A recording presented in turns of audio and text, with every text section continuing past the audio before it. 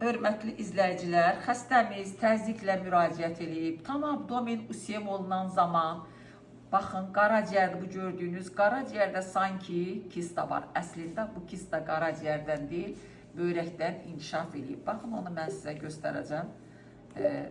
Keçirik biz böyrəyə. Baxın, dərin nəfəs alın. Gördüyünüz, bax, bu böyrəkdir və kista böyrəkdən inkişaf edib. Orta segment kortikomedulyar sistemdən inkişaf edib.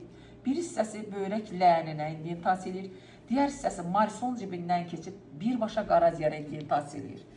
Hazırda kistanın möhtəviyyatı maye tərkiblidir. Amma belə halda biz nə etməliyik? Kortikomedulyar diferensiyasiya aydındır və gördüyünüz kimi böyrəyin parenximasında da kiçilmə getməyib. Bu kista hazırda xəstədə ancaq təzyiq verir. Lakin vaxt aşırı ən azı 3 aydan bir bu kistanın möhtəviyyatı nəzərdə saxlanılmalı, USM-lə böyrək və qaraciyər dəyərləri yoxlanılmalı, natrium, kalium yoxlanılmalı. Əgər burada bir dəyişiklik olarsa, dərhal böyrək amputasiya olunmalıdır ki, ola bilər bu heç problem yaratmasın, 100 il belə qalsın. Xoşça qalın.